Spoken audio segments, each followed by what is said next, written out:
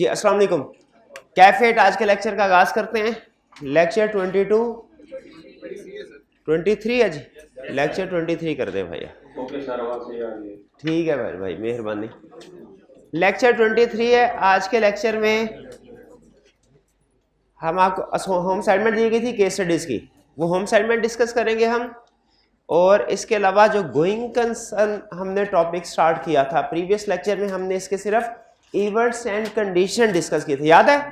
हमने वो events and condition discuss किए थे जिनकी मौजूदगी, इधर भाई मेरी तरफ, मेरे से सीखेंगे ना जो वो काम आएगा, ये सीखने से नहीं है, मेरी तरफ।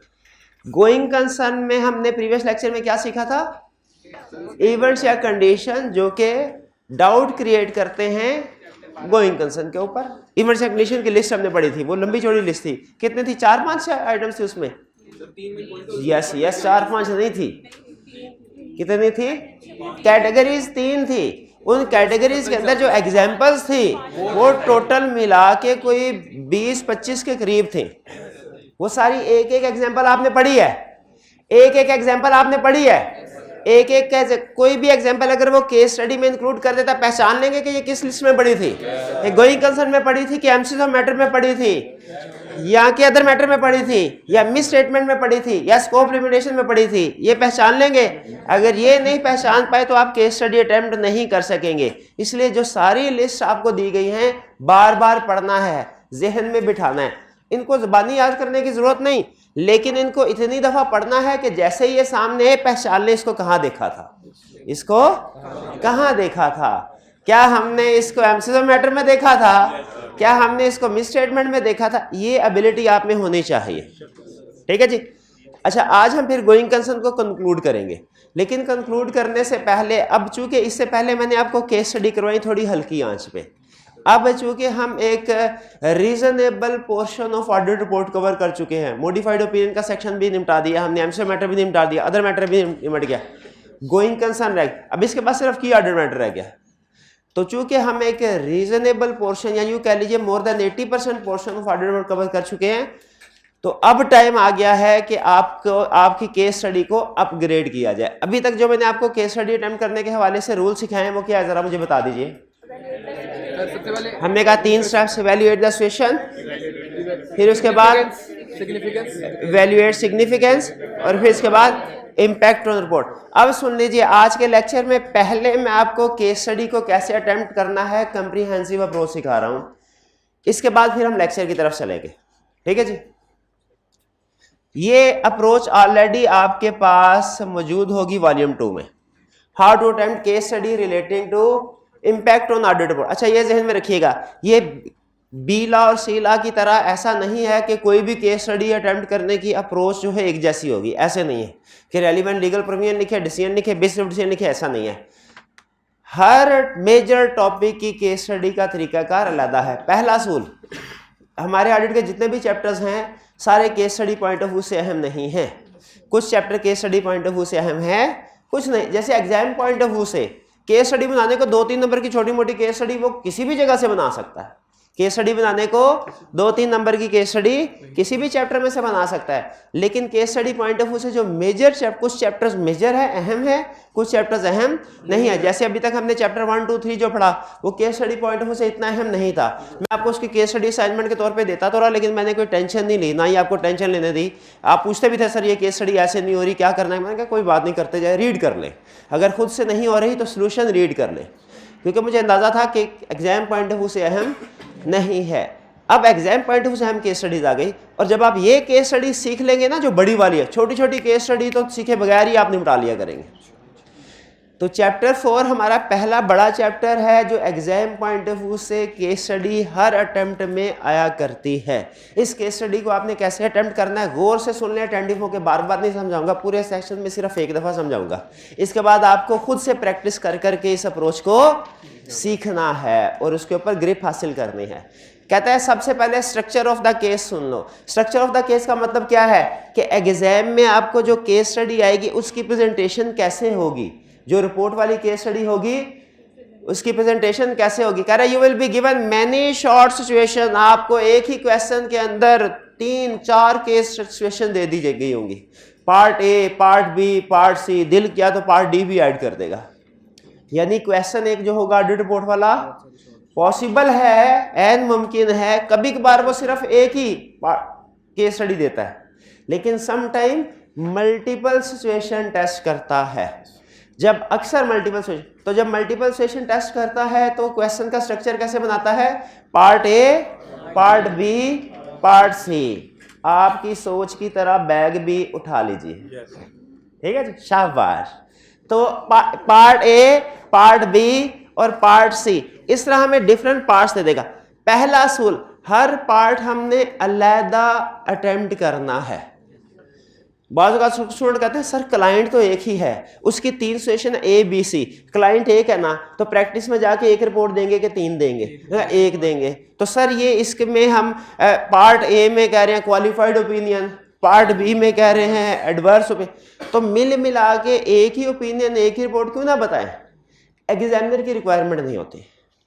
तो इसीलिए केस स्टडी की प्रैक्टिस करते हुए सम टाइम ऐसा होगा कि जो पुराने क्वेश्चन है ना, उसमें एक ही क्लाइंट की 3 सिचुएशन होगी ए बी सी, आपने हर सिचुएशन को अलग अटेम्प्ट करना है। क्लियर?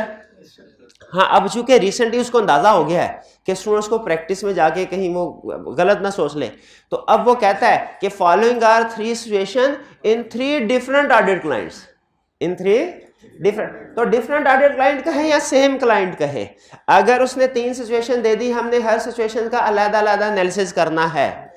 समझ आई बात? फिर उसके बाद दूसरी चीज कह रहा है रिक्वायरमेंट क्या होगी। अच्छा, रिक्वायरमेंट से क्या होता है भला? रिक्वायरमेंट से हमें पता चलता है किस चैप्टर का क्वेश्चन है। तो आपको पता है, मैं सबसे पहले आपको रीडिंग करवाता हूं, जो आइंदा भी करवाऊंगा, किसकी?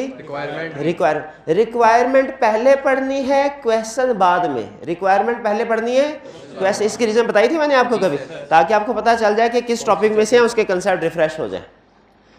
फिर and requirement will be to explain effect या implication of each situation on auditor's report और opinion। और requirement में क्या कहेगा? मुझे each situation, किसका? each से समझ आया आपको? हर एक का अलग अलग। मुझे each situation का impact बताओ, किसके ऊपर बताओ? ऑडिट रिपोर्ट के ऊपर या opinion के ऊपर? एक ही बात है। केस स्टडी के पॉइंट ऑफ व्यू से इफेक्ट ऑन रिपोर्ट या इफेक्ट ऑन ओपिनियन एक ही बात है। टेक्निकली दोनों में फर्क है। Opinion is one element of report, फर्क है टेक्निकली। लेकिन जब केस स्टडी में पूछे इफेक्ट ऑन ओपिनियन या इफेक्ट ऑन रिपोर्ट, तो आपने इफेक्ट ऑन रिपोर्ट ही बताना है। इफेक्ट ऑन ओपिनियन या इफेक्ट ऑन रिपोर्ट पूछे, इसका मतलब क्या? स्टूडेंट आया, कहने लगा सर देखे एग्जामिनर ने कितनी हमारे साथ ज्यादती करता है। मैंने कहा हुआ क्या? कहने लगा सर केस स्टडी आई, उसने पूछा था इफेक्ट ऑन ओपिनियन, तो मैंने लिख दिया अनमोडिफाइड ओपिनियन। तो मैंने कहा उसमें तो उसने लिखा हुआ था कि पिछले साल का ऑडिट किसी और ने किया है, तो वो अदर मैटर पैराग्राफ नहीं ऐड करना था। कहने लगा सर देखिए रिक्वायरमेंट में उसने भी लिखा हुआ था इफेक्ट ऑन ओपिनियन बताओ, तो मैंने तो इफेक्ट ऑन ओपिनियन ही बताया अनमोडिफाइड। सोल्यूशन देखा तो उसने अदर मैटर भी लिखा हुआ था। सोल्यूशन देखा क्वेश्चन गलत है, इसमें ड्राफ्टिंग क्वेश्चन की गलत मैं मानता हूं, लेकिन अगर वो इस तरह कर रहा है कि इफेक्ट ऑन ओपिनियन पूछता है, रिक्वायरमेंट में क्या है? इफेक्ट ऑन ओपिनियन, लेकिन रिपोर्ट में कोई भी इफेक्ट आ रहा हो इंक्लूड करता है, तो हमें भी कर देना चाहिए ना। ठीक है, तो केस स्टडी के पॉइंट ऑफ व्यू से सुन ले, केस स्टडी के पॉइंट ऑफ व्यू से सुन ले, बल्कि कंप्लीट कंसेप्ट देता हूं आपको, गौर से सुनिएगा। अब जो अगली 1 मिनट में बात करने लगा बहुत ही अहम और बहुत ही टेक्निकल है। इम्पैक्ट ऑन, हमारे 3 अल्फाज बोले जाते हैं हमारे प्रोफेशन में, तीनों का मतलब अलग अलग है अगर ट्रू सेंस में टेक्निकली देखा जाए। ओपिनियन, रिपोर्ट और ऑडिट। ठीक है, ओपिनियन, रिपोर्ट और audit. Audit most comprehensive term है, इसमें हमारे प्रोसीजर भी आ जाते हैं, इसमें रिपोर्ट भी आ जाती है, इसमें ओपिनियन भी आ जाता है। ठीक है, फिर अगले स्टेप पे है टर्म ऑडिट रिपोर्ट। इसका मतलब है इसमें हमारे, इस टर्म में हमारे प्रोसीजर नहीं है, सिर्फ ऑडिट रिपोर्ट है, लेकिन ऑडिट रिपोर्ट के अंदर हर एलिमेंट इसमें कवर हो जाता है। ठीक है, और तीसरी चीज है ऑडिट ओपिनियन, जिसका मतलब सिर्फ हमारा ऑडिट ओपिनियन ही है, बाकी के एलिमेंट्स नहीं है। प्रैक्टिकली ये कंसेप्ट इसी तरह यूज होता है जैसे आपको बताया। अब सुन ले एग्जाम पॉइंट ऑफ व्यू से कैसे टेस्ट होता है। केस स्टडी में वो या तो पूछेगा इफेक्ट ऑन ऑडिट, या पूछेगा इफेक्ट ऑन रिपोर्ट, या इफेक्ट ऑन ओपिनियन। आपने case study point of view से इफेक्ट ऑन रिपोर्ट और इफेक्ट ऑन ओपिनियन को एक ही समझना है। यानी अगर वो इफेक्ट ऑन ओपिनियन पूछता है और रिपोर्ट में कोई और पैराग्राफ इफेक्ट हो रहा है, आपने सॉल्यूशन में उसका जिक्र करना है। हालांकि टेक्निकली देखा जाए तो ये गलत है, प्रैक्टिकली देखा जाए तो गलत, लेकिन एग्जामिनर की रिक्वायरमेंट को भी तो हमने पूरा करना होता है। तो हम जब जैसे सॉल्यूशन देखते हैं, हम जब एग्जामिनर कमेंट्स देखते हैं, हम जब मार्किंग स्कीम देखते हैं, तो हमें पता चलता है कि जब वो इफेक्ट ऑन ओपिनियन कह रहा हो ना, तो रिपोर्ट में जो भी चीज इफेक्ट हो रही हो वो लिखनी होती है, ठीक है। और अगर इफेक्ट ऑन ऑडिट पूछे या पूछे कोर्स ऑफ एक्शन क्या है, इफेक्ट ऑन ऑडिट पूछे या पूछे कोर्स ऑफ एक्शन क्या है, तो जब कोर्स ऑफ एक्शन पूछेगा हमने इफेक्ट ऑन प्रोसीजर भी बताने हैं, इफेक्ट ऑन रिपोर्ट भी बताना। ये बात समझ आ रही है। इसीलिए हमेशा आपने आपका आधा फोकस जो है ना, आधा एनालिसिस रिक्वायरमेंट पे होना चाहिए। किसी भी क्वेश्चन के रिक्वायरमेंट से बहुत क्लियर हो जाए वो क्या पूछ रहा है। तो यहां पे रिक्वायरमेंट क्या हुई हमारी, उसने कहा ये ऑडिट रिपोर्ट या ऑडिट ओपिनियन के ऊपर इफेक्ट पूछ रहा होगा, ठीक है जी। अच्छा आगे चलते हैं। हाँ, समटाइम उसकी रिक्वायरमेंट होती है ऑडिटर कोर्स ऑफ एक्शन या इंपैक्ट ऑन ऑडिट। अगर ऑडिटर कोर्स ऑफ एक्शन कह रहा है या इंपैक्ट ऑन ऑडिट कह रहा है, तो इसका मतलब है हमारे सवाल के दो हिस्से हो गए। एक प्रोसीजर्स वगैरह जो हमने बताने हैं वो अलग, रिपोर्ट का अलग। ये पक्का कंसेप्ट कर लेना आपने। अच्छा आगे चलते हैं। कह रहा रिमेंबर एवरी सिचुएशन, वही जो भी कल पढ़ा हूं मैं, every situation is to be solve separately whether all situation relate to different clients are same client. Different client are same, हर एक को अलग सॉल्व करना है, ठीक। अब कह रहा है ये तो हो गया स्ट्रक्चर, ठीक है। यानी केस स्टडी सामने ही देख के आपने पहचानने का, हाँ 3 पार्ट्स हैं। रिक्वायरमेंट क्या है, इंपैक्ट ऑन रिपोर्ट पूछ रहा है, बस समझ लग गई ये हमारा चैप्टर 4 का क्वेश्चन है।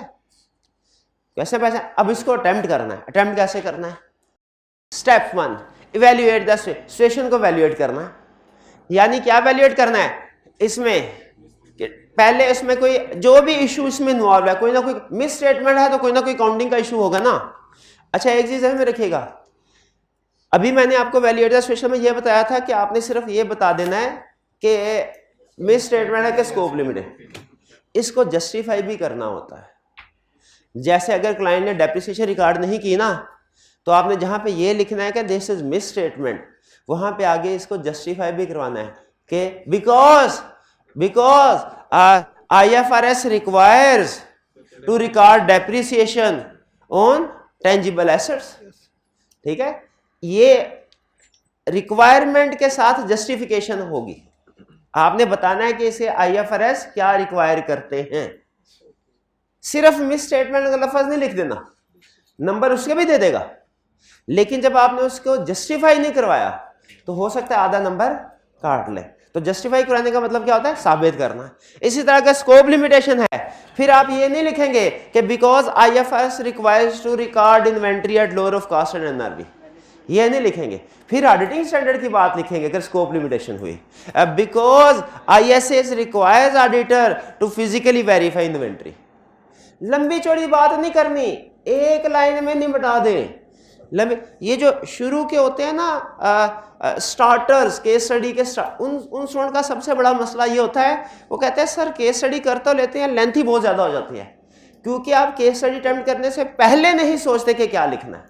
जो पहले सोचेगा फिर लिखेगा, उसकी केस स्टडी बैलेंस रहेगी। जो पहले लिखेगा बाद में सोचेगा कि ये इतनी बड़ी लेंथी क्यों हो गई, उसकी लेंथी, ठीक है। तो पहले सोचना है, ठीक है। तो इवेल्युएट द सिचुएशन में हमने क्या लिखना है कि ये इसको पढ़ना है कि ये सिचुएशन कौन सी है, ये काउंटिंग का मसला है, ऑडिट का मसला है, लॉ का। और आगे देखें, conclude whether situation is misstatement है कि स्कोप लिमिटेशन है, या एम्फेसिस ऑफ मैटर है, या अदर मैटर है या की ऑर्डर मैटर या गोइंग कंसर्न या अदर ओपिनियन रिक्वायर्ड। इससे पहले जो आपको बेसिक एनालिसिस सिखाया था उसमें सिर्फ मिस स्टेटमेंट और स्कोप लिमिटेशन कवर किया था। हाँ, एक दफा मैंने कहा था यहाँ कुछ और, अब वो यहाँ कुछ हो रहा है, ये खुल के सामने आ गया हमारे।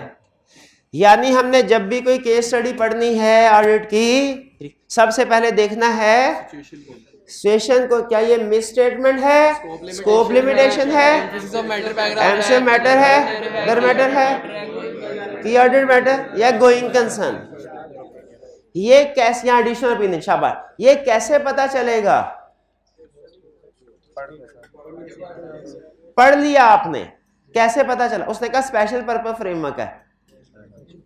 हाँ जी, ये किस जगह पे आएगा? मिस स्टेटमेंट में आएगा, शाबाश। हाँ, लिस्ट को पढ़ के पता चलेगा ये किस जगह आना है, लिस्ट को पता चल गया भाई। जिस लिस्ट की एग्जांपल है वही पैराग्राफ है। लिस्ट याद किया ना? स्पेशल पर्पस फ्रेमवर्क किस वाली लिस्ट में आता है? एमसीज ऑफ मैटर की लिस्ट में। कोई नहीं याद की हुई आप भाई, देख लें 8 एमसीज मैटर कितनी, 8 एग्जांपल, अदर मैटर की 4 example, miss statement scope limitation की छोटी छोटी एग्जांपल्स, फिर उसके बाद गोइंग कंसर्न, मिल मिला के ना सारी 100 से ज्यादा नहीं होंगी ये सारी जित एमसीज ऑफ मैटर। बस बस नहीं, आप सीए करना है बीए करना है, पहले ये फैसला करना है। नहीं सर, हो जाती है तनख्वाह चाहिए सीए की, काम करने बीए के, ऐसे थोड़ी चलता है मेरे भाई, ऐसे तो नहीं होता ना। और 100 लाइंस, 100 मैट्रिक में होते थे ना, एक मजमून याद करना होता था। इंग्लिश हमारी तभी साहबी की होती थी, एक मजमून याद करना, उसकी 100 से ज्यादा लाइंस होती थी, वो याद कर लेते थे कि नहीं, और ऐसा याद करते थे कि भूलता नहीं था। कुछ तो ऐसे भी आपने, I back to say that I have mail, I can not come to school for today, kindly grant me one leave, होता था ना, ऐसे ही याद। इसी तरीके से एग्जाम्पल्स याद कर लें भाई, एग्जाम्पल फौरन विद इन मिनी सेकेंड आपको एग्जाम में क्लिक हो जाए ये एग्जाम्पल किस लिस्ट में थी, फिर आएगी आपकी केस स्टडी के ऊपर ग्रिप। अगर उधर भी सोचते रहे ना ये पढ़ा तो जरूर हुआ था लेकिन ये किस जगह पढ़ा था, फिर केस स्टडी नहीं होनी भाई। वैल्यूएट या सोल्यूशन पहली चीज पता चल गई। क्या कर, सबसे पहले हमने केस स्टडी पढ़ के क्वेश्चन पढ़ के अंदाजा लगा लिया, ऑडिट रिपोर्ट का क्वेश्चन है चैप्टर 4 का। फिर उसके बाद हमने सिचुएशन पढ़ी और अंदाजा लगाया कि क्या ये मिस स्टेटमेंट है, ये स्कोप लिमिटेशन है, ये एमसीज ऑफ मैटर है, ये अदर मैटर है, की ऑर्डर मैटर है, गोइंग कंसर्न, अनसर्टेनिटी। ये कैसे पता चलेगा? Additional opinion. जब हमने लिस्ट याद की होगी तो पता चलेगा, वरना पता नहीं चलेगा। लिस्ट नहीं याद की होगी तो पता नहीं चलेगा, ठीक है। फिर आप भी खुद भी परेशान होंगे और मुझे भी परेशान होंगे, सर सब्जेक्ट समझ नहीं आ रहा, सर केस स्टडी सॉल्व नहीं हो रही, केस स्टडी सॉल्व नहीं हो रही, ठीक है। नहीं, वो एक लतीफा याद आ गया लेकिन रहने दे।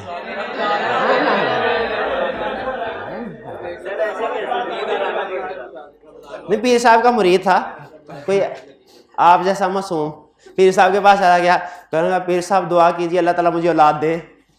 पीर साहब ने दुआ की, साल बाद फिर आ गया, पीर साहब दुआ करें औलाद। तीसरी दफा फिर आया, पीर साहब ने कहा यार ये ऐसे अल्लाह ताला के काम है लेकिन मसला क्या है, शादी हो गई? कहता नहीं शादी नहीं है। तो ये आप 100% कन्फर्म में आपने पहले ये सुना होगा। यहाँ पे सुनाने का मकसद क्या है? आपको पीर साहब की मजबूरी बताना, ठीक है, कि जब केस स्टडी लिस्ट याद ही नहीं करेंगे और फिर आगे गए सर जी केस स्टडी सॉल्व नहीं हो रही, सर जी समझ में नहीं आ रहा, केस ऑडिट समझ नहीं आ रहा, तो भाई उसको समझने के लिए कोई प्री रेक्विजिट है।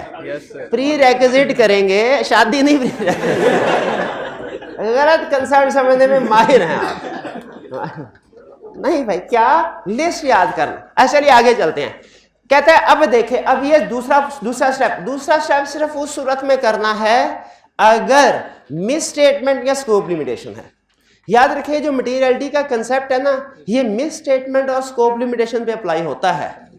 ये एमसीज ऑफ मैटर पे नहीं अप्लाई, अदर मैटर पे नहीं अप्लाई होता, ये लीगल रिक्वायरमेंट्स पे अप्लाई नहीं होता। ये मटेरियलिटी का कंसेप्ट किस पे अप्लाई होता है? मिस स्टेटमेंट स्कोप लिमिटेशन पे, मिस स्टेटमेंट और स्कोप लिमिटेशन पे। इसीलिए जहन में रखिएगा कि जब कभी मिस स्टेटमेंट या स्कोप लिमिटेशन हो तो नेक्स्ट स्टेप हमारा क्या होगा, मटीरियलिटी डिटरमिन कर, ये डिसाइड सिग्निफिकेंस, यूं कहना सिग्निफिकेंस डिटरमिन करना कि ये इममटीरियल है, मटीरियल है कि परवेसिव है। अब आपको उसका कुछ मैंने आपको रूल सिखाए थे, टोटल 5 रूल थे, उनमें से 3 सिखाए थे, याद है आपको? तो पहले वाले 3 आपको पता होंगे कि अगर क्वेश्चन ज्यादातर सिचुएशन में मोर देन 80% सिचुएशन में क्या होगा, वो आपको प्रॉफिट दिया होगा उसने, और साथ में टोटल एसेट्स भी दिए होंगे, और आपसे कहेगा कि कैलकुलेट करो मटेरियलिटी। जब प्रॉफिट भी दिया है, टोटल एसेट्स भी दिए हैं, आप मटेरियलिटी कैसे कैलकुलेट करेंगे? प्रॉफिट का 5%। अगर क्वेश्चन में जो भी इशू है वो प्रॉफिट के 5% से कम है तो कंक्लूजन क्या होगा? प्रॉफिट के 5% से ज्यादा है और प्रॉफिट के 50% से ज्यादा पर ये असूल ध्यान में रखना है। और अगर क्वेश्चन में प्रॉफिट दिया ही नहीं गया हुआ, प्रॉफिट टोटल एसेट, तो फिर दोनों सिचुएशन डिस्कस करनी है। ये रूल अगर आप 2 पिक कर लेना कि पहला स्टेप प्रॉफिट का 5%, दूसरा अगर कुछ भी नहीं दिया हुआ तो दोनों सिचुएशन डिस्कस करनी है। मोर देन 90% केस स्टडी आपकी इसी से सॉल्व हो जाएगी। क्लियर? ये 2, अच्छा स्टेप 2 भी हो गया। बाकी ये 2 स्टेप्स ये अभी नहीं करवाना चाह रहा मैं, ये जब हम चैप्टर ये एंड पे पहुंच जाएंगे ना, केस स्टडी के बिल्कुल गुरु बन जाएंगे आप लोग, फिर आप उसको ये 2 टिप्स आपको तब बताऊंगा। अभी स्टेप 2 मटेरियलिटी डिटरमिन करना भी हो गया। स्टेप नंबर 3 में क्या करना है? अब हमने effect on report. Step number 3 में क्या करना है? Effect on report. इसमें क्या करेंगे? हमने इफेक्ट ऑन ओपिनियन और बेसिस ऑफ ओपिनियन। सबसे पहले तो ओपिनियन को बता दें कि ओपिनियन कौन सा आएगा। अगर मिस स्टेटमेंट स्कोप लिमिटेशन है तो हम लिखेंगे we shall express qualified opinion, adverse opinion, disclaimer of opinion, और वो लाइन नहीं भूलनी जो आप अक्सर भूल जाते हैं, basis for qualified opinion, basis for adverse opinion. उसमें मिस स्टेटमेंट या स्कोप लिमिटेशन की नेचर को एक्सप्लेन करना है, ठीक है। फिर इसके बाद ओपिनियन बता दिया। क्या ऐसा पॉसिबल है कि किसी सिचुएशन की वजह से ओपिनियन तो इफेक्ट ना हो रहा हो लेकिन अदर एलिमेंट्स इफेक्ट हो रहे हो, या ओपिनियन के साथ साथ अदर एलिमेंट्स भी इफेक्ट हो रहे हो? क्या हमें सॉल्यूशन में उनको जिक्र करना है? बिल्कुल जिक्र करना है।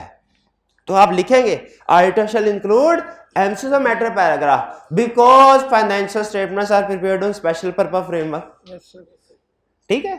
Article shall include other matter paragraph because prior period financial statement were audited by another auditor। अच्छा, लेकिन इसमें ये चीज ध्यान में रखिएगा, एग्जामिनर मार्क्स ज्यादा देता है बाज़ औक़ात की स्टडी के। वो एक्सपेक्ट करता होता है कि आप सिर्फ ये ना कह दें, जैसे अगर आपने देखा ना क्वालिफाइड ओपिनियन, एग्जामिनर कहता है मुझे ना कंप्रीहेंसिव एनालिसिस चाहिए होता है। एग्जामिनर की सिंगल रिक्वायरमेंट क्या कहना, क्या मुझे वो कहता है मुझे सिर्फ ये ना बता दो क्वालिफाइड ओपिनियन, मुझे आगे ये भी बताओ बेसिस फॉर क्वालिफाइड ओपिनियन में क्या आएगा। फिर आगे क्या कहता है मुझे सिर्फ ये ना बताओ कि एमसीक्यू ऑफ मैटर पैराग्राफ, मुझे ये भी बताओ एमसीक्यू ऑफ मैटर पैराग्राफ में 3 चीजें कौन सी आएगी। याद है, मैटर बीइंग एम्फसाइज्ड, रेफरेंस, और तीसरा our opinion is not modified in respect. कहता है मुझे सिर्फ अगर एमसीक्यू ऑफ मैटर पैराग्राफ लिख के अगले सवाल पे चले जाओगे ना, मार्क्स तो दूंगा 4 में से 1 नंबर। तो हाँ, जब कभी आप कोई भी इंपैक्ट ऑन रिपोर्ट बता रहे हो ना, चाहे वो क्वालिफाइड ओपिनियन हो, चाहे एमसीक्यू ऑफ मैटर हो या कोई और, तो आपने उसका कंप्रीहेंसिव यानी उस पैराग्राफ में जो इंफॉर्मेशन आ रही होती है उसका भी जिक्र करना है। ये ध्यान में रखिएगा।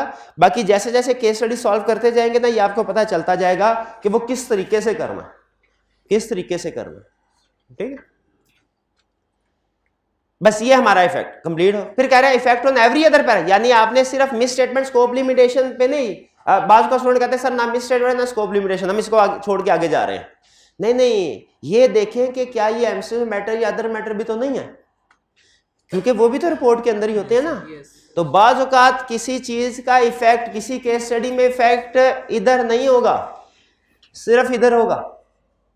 कभी इफेक्ट सिर्फ इधर होगा, इधर नहीं होगा।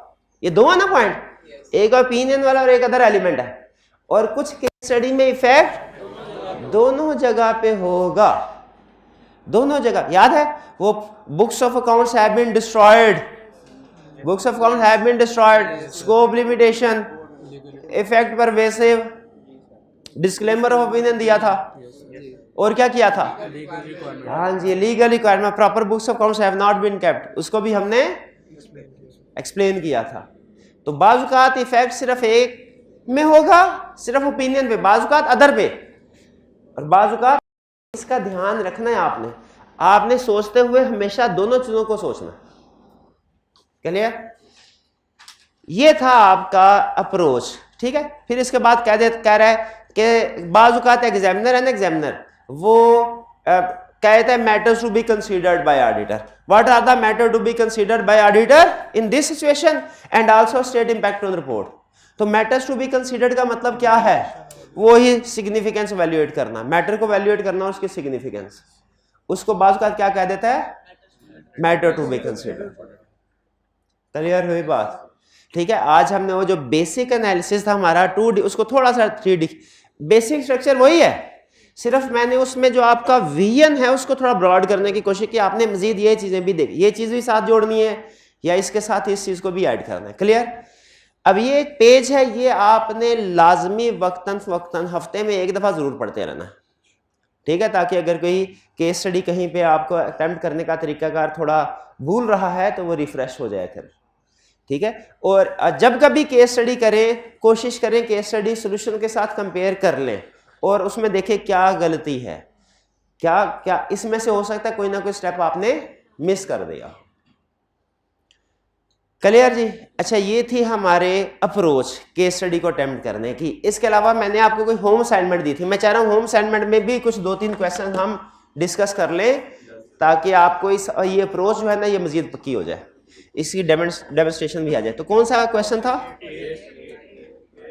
ये? कौन सा नाम क्या है इस क्वेश्चन में उसका? समरकंद लिमिटेड? नहीं, जो आपको दिया था ये हो सकता है इसका नंबरिंग डिफरेंट। जो आपको क्वेश्चन दिया था किया किसी स्टूडेंट ने? मुझे इस क्वेश्चन नंबर नहीं, उस क्वेश्चन में जो नाम था वो बताएं। समरकंद लिमिटेड, शाबाश। ये अब नाम मुझे आपने बताते जाना। ये आ गया जी समरकंद का क्वेश्चन। स्टार्ट करें जी। सबसे पहले भाई एंड वाले भाईजान नजर आ रहा है आपको? नजर आ रहा है? पढ़ा जा रहा है? पढ़ा जा रहा है? क्या आप क्लास में मौजूद हैं? क्या आप जिंदा हैं? एक दफा तसल्ली कर ले भाई से, पूछ ले क्या मैं जिंदा हूं या जिंदा लाश हूं, पूछ ले भाई से। तो लाश तो सबसे पहले रिक्वायरमेंट में सबसे पहले केस क्वेश्चन आया, क्या करना है, क्या सिखाना? Requirement. Discuss the impact of each of the above matters on your audit report. मेरा पहला क्वेश्चन क्या? रिक्वायरमेंट पढ़ के पता चल गया किस टॉपिक का क्वेश्चन है? ऑडिट रिपोर्ट का। मैं दूसरा क्वेश्चन, क्या हमने सिर्फ ऑडिट रिपोर्ट के अंदर रहना है या प्रोसीजर भी बताने हैं? रिपोर्ट के अंदर रहना। ऑडिट रिपोर्ट के अंदर, प्रोसीजर नहीं बताने। अगर वो कहता है कोर्स ऑफ एक्शन बताओ, ठीक है। अगर वो कहता है इम्पैक्ट ऑन ऑडिट बताओ, अगर रिक्वायरमेंट को जनरल रखता, what would you do in this situation, इस तरह के अल्फाज जो होते हैं ना, what would you do in this situation, what shall be auditors course of action, ये ओपन एंडेड। इस तरह के क्वेश्चन का मतलब है कि प्रोसीजर भी बताओ, रिपोर्ट भी। यहां पे उसने मैं स्पेसिफाई कर दिया ऑडिट रिपोर्ट, हमने इसको अंडरलाइन कर लेना। 3 सिचुएशन है, तीनों की तीनों situation engagement party have reviewed audit working paper of Samarkand limited. The audit team has highlighted the following matters in the working paper. अच्छा, अब एक ही क्लाइंट है समरकंद, उसी से रिलेटेड तीनों सिचुएशन है, A B B B C B, client एक है, इन सब का इकट्ठा एनालिसिस कर दो कि ए का लेता बी का।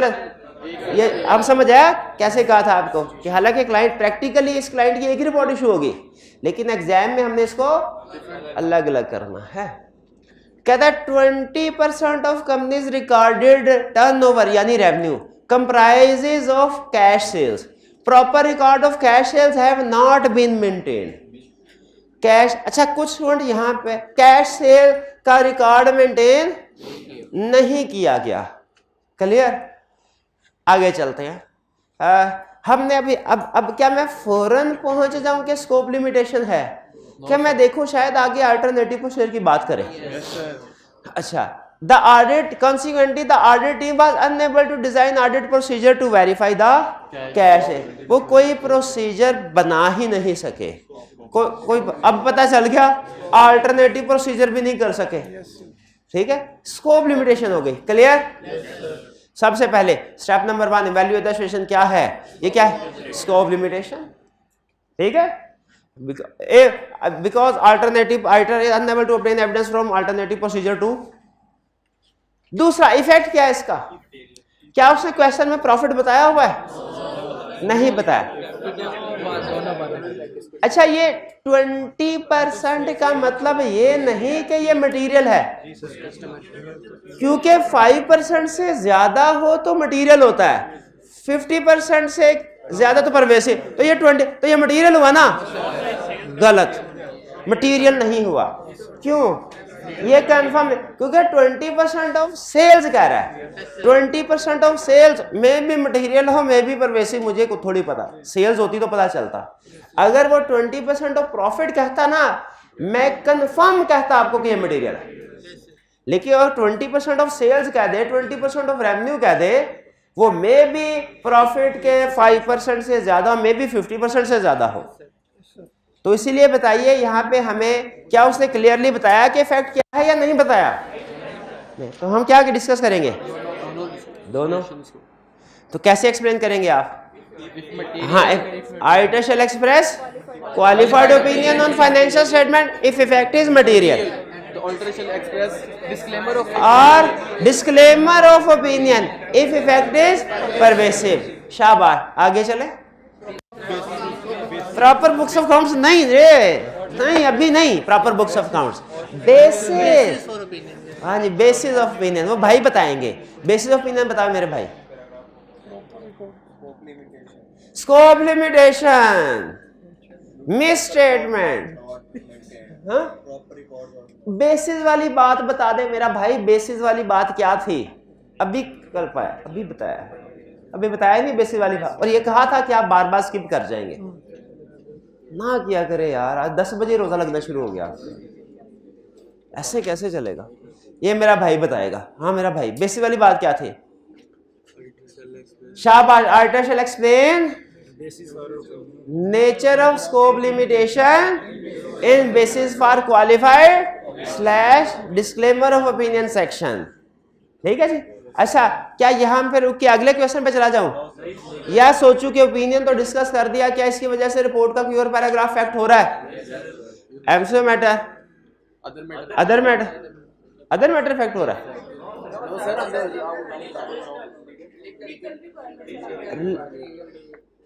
बताया था रिपोर्ट के अंदर 3 अदर होते हैं, 3 अदर, तीनों अदर डिफरेंट हैं एक दूसरे से। एक अदर मैटर था, एक अदर इंफॉर्मेशन था, एक अदर लीगल रिक्वायरमेंट्स थे, अदर लीगल रिक्वायरमेंट्स थे। ये अदर लीगल रिक्वायरमेंट्स का पॉइंट है। Auditor shall also explain in other reporting responsibility या legal requirement, other reporting responsibility section that proper books of accounts have not been kept in respect of this matter। ठीक है भाई, ए clear हो गया, ये हमारा कंप्लीट एनालिसिस हुआ।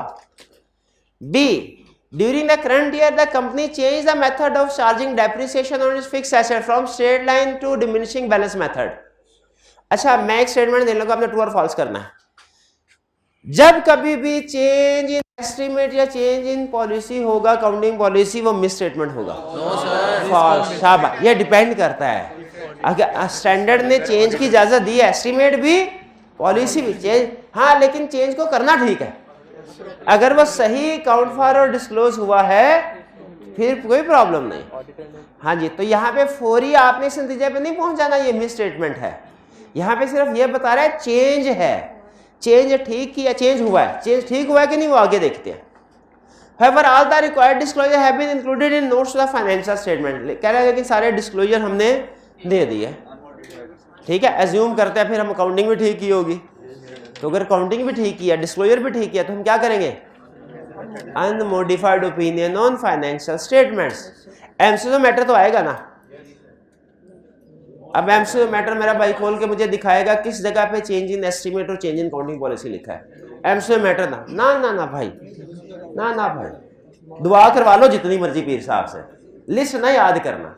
List देख उसमें कहीं change in estimate counting policy है? नहीं है, नहीं है तो यहां पे नहीं आएगा ना, एमसीक्यू मैटर नहीं आएगा। क्या इस पे ऑडिटर के एग्री होने या ना होने की बात करेंगे? देखिए क्वेश्चन में जो उसने ये लाइन लिखी है ना, all the required disclosure have been included in notes the financial statement, तो इसका मतलब ये है कि उसने काम ठीक किया। उसने जब क्वेश्चन के अंदर हमें बता दिया, उसने क्वेश्चन के अंदर हमें बता दिया कि सारे नोट्स या डिस्क्लोजर ठीक है, तो फिर इसका मतलब ठीक है। जिनका क्वेश्चन उनको बोलने दे, हाईजैक ना करें जी। अच्छा अब सुन लें, अब आपने क्वेश्चन उठाया टेक्निकल, सुनिएगा। एक चीज ध्यान में रखिएगा, क्वेश्चन के अंदर एक एक सेंटेंस का, एक एक लफ्ज का कुछ मीनिंग होता है, ठीक है, लेकिन वो आप आगे चलेंगे फिर समझेंगे। अभी मैं आपको एक रूल बताता हूं। क्वेश्चन के अंदर उसने कह दिया management has correctly recorded depreciation, एक ही है। एक दूसरे क्वेश्चन में कहा management as per CFO depreciation has been correctly recorded. दो क्वेश्चन है, एक में उसने सीएफओ का नाम लेके कहा सीएफओ कह रहा है डेप्रिसिएशन रिकॉर्ड की है, दूसरे में क्या कहा उसने, खुद से क्वेश्चन के बारे में इंफॉर्मेशन देते हुए उसने कहा डेप्रिसिएशन ठीक रिकॉर्ड हो गई है। ठीक है, दोनों में कोई फर्क है? yes, जब हमें एग्जामिनर कह रहा हो ना डेप्रिसिएशन ठीक रिकॉर्ड हो गई है, तो मतलब ठीक रिकॉर्ड हो गई है, उस पर कमेंट नहीं करना। लेकिन जब क्वेश्चन में कोई सीएफओ सीईओ कह रहा हो ना डेप्रिसिएशन ठीक रिकॉर्ड हो गई है, उसको हमने नहीं मानना। तो बाज़ औक़ात क्वेश्चन में वो सीएफओ के मुंह से बात निकलवाएगा, सीएफओ के मुंह से बात निकली सीईओ मैनेजमेंट के, उसको हमने चेक करना है। लेकिन जो उसने खुद से कह दिया वो, अब यहां पे देखिए क्या एग्जामिनर हमें बता रहा है कि मैनेजमेंट बता रही है कि डिस्क्लोजर इंक्लूड कर तो एग्जामिनर जो बात बता रहा है वो ठीक होती है। एग्जामिनर जो बात बता रहा है इसको हमने चेक नहीं करना।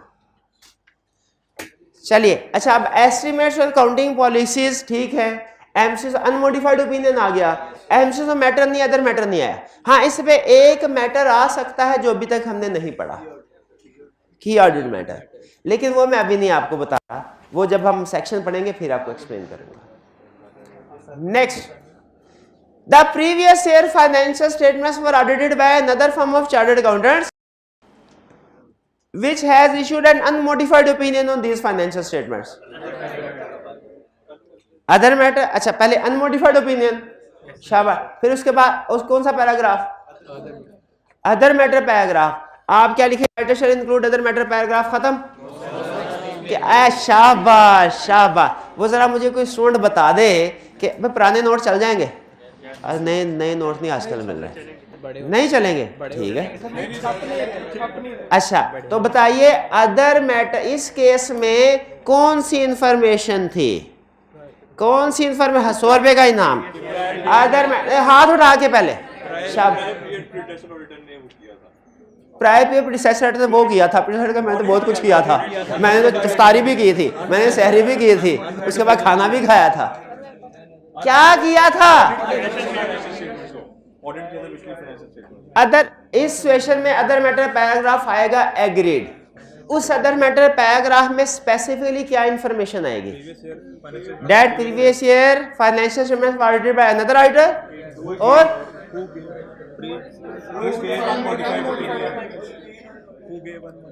who expressed unmodified opinion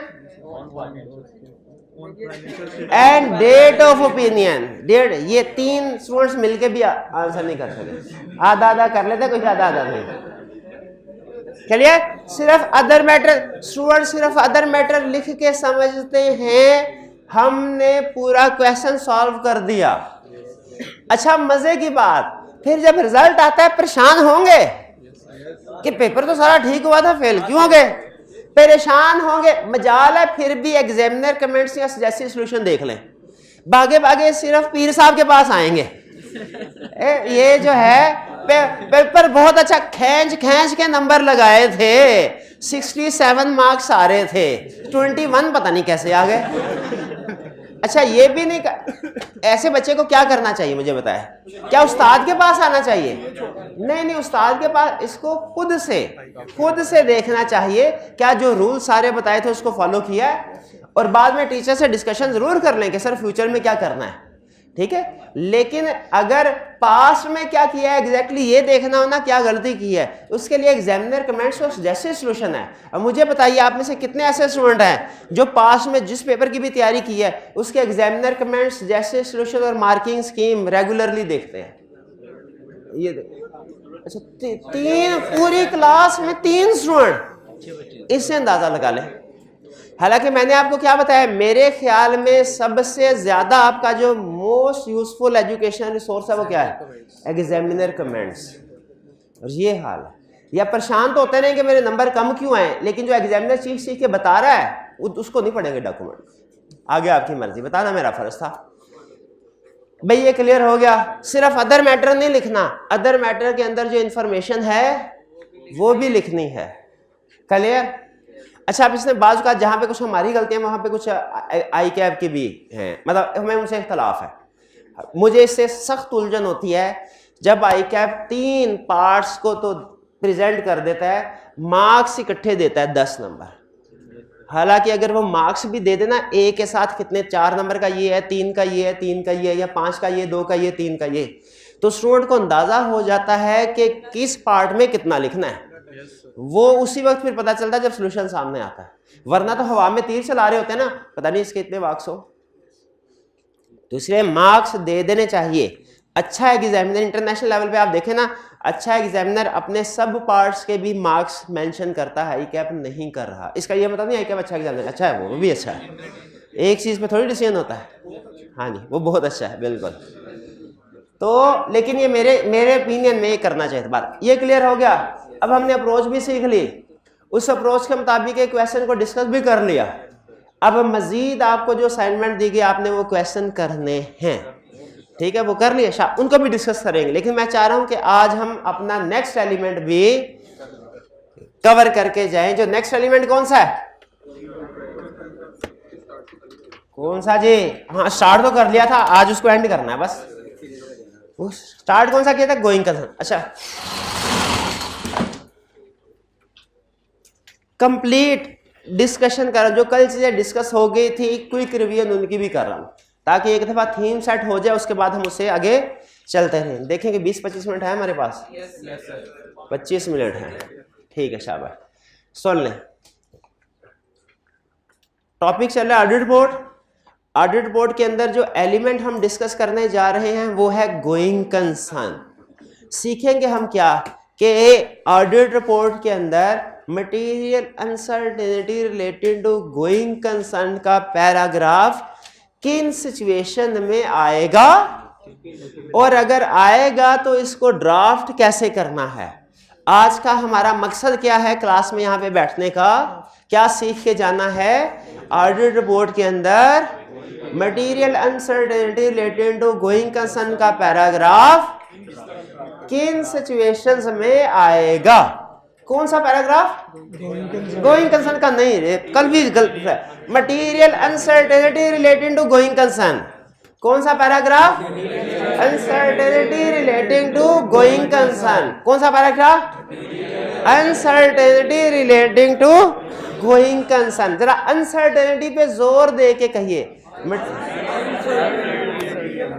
material uncertainty relating to going concern. ये ज़हन में, इसका मतलब है अगर अनसर्टेनिटी है तो ये पैरा आएगा, अगर अनसर्टेनिटी नहीं है पैरा नहीं आएगा। ये मेरी लाइन नोट कर लीजिए, लेक्चर के एंड पे दोबारा बोलनी है मैंने, अनसर्टेनिटी वाली, अनसर्टेनिटी वाली, ठीक है जी। सुन ले, गोइंग कंसर्न अजम्पशन है क्या? गोइंग कंसर्न अजम्पशन है कि कोई भी कंपनी अगले कम से कम 12 महीनों तक चल सके, ठीक है। इसे कहते हैं अगर कोई कंपनी अगले 12 महीने तक चल सके, इसे कहते हैं गोइंग कंसर्न अजम्पशन एप्रोप्रिएट। ये बेहतरीन सिचुएशन है। एक वर्स्ट सिचुएशन भी है कि अगले 12 महीनों के अंदर अंदर कंपनी बंद हो जाएगी। इसे कहते हैं शाबाश, going concern assumption not appropriate. एक 50-50 वाली सिचुएशन होती है। हाँ, ये जो 50-50 वाली सिचुएशन है ये है अनसर्टेनिटी के मसले मसाइल तो हैं लेकिन कंपनी उनको मैनेज भी कर रही है, कंपनी के पास उनको एड्रेस करने के लिए प्लान भी है, प्लान भी है। देखिए फिर से सुनिए, पहली सिचुएशन, अगर कोई इवेंट्स या कंडीशन कास्टिंग डाउट है ही नहीं तो क्या कहेंगे आप? Going concern assumption appropriate. अच्छा, अगर कोई इवेंट्स या कंडीशन कास्टिंग डाउट है और कंपनी के पास कोई प्लान नहीं इसको मैनेज करने वाला, going concern assumption not appropriate. अच्छा, अगर इवेंट्स या कंडीशन एग्जिस्ट कर रही हैं और मैनेजमेंट के बकौल उनके पास प्लान भी है उसको मैनेज करने के लिए, ये अनसर्टेन। इसको अनसर्टेनिटी क्यों कहा गया? क्योंकि पता ही नहीं प्लान कामयाब होगा या नहीं होगा, इसको कहा गया अनसर्टेन। यानी इवेंट्स या कंडीशन है ही नहीं, going concern assumption appropriate. Events या कंडीशन है लेकिन प्लान भी है तो क्या है? अनसर्टेनिटी। अच्छा, इवेंट्स या कंडीशन है और प्लान ही कोई नहीं है तो फेल हो चुका है, नॉट एप्रोप्रिएट। ये समझ रहे हैं? ठीक है, 3 सिचुएशंस हैं ये तीनों, इसके अलावा 4th सिचुएशन कोई नहीं पॉसिबल। हमने हर ऑडिट पे गोइंग कंसर्न के बारे में पता चल गया क्या है। अब ये तो नहीं पूछेंगे सर गोइंग कंसर्न अजम्पशन क्या होती है, जितनी को ऑडिट के लिए जरूरी थी उतनी बता दी। काउंटिंग वाले टीचर आपको शायद मजीद डिटेल में लेके जाए, उसका ऑडिट से कोई ताल्लुक नहीं होगा मजीद डिटेल का।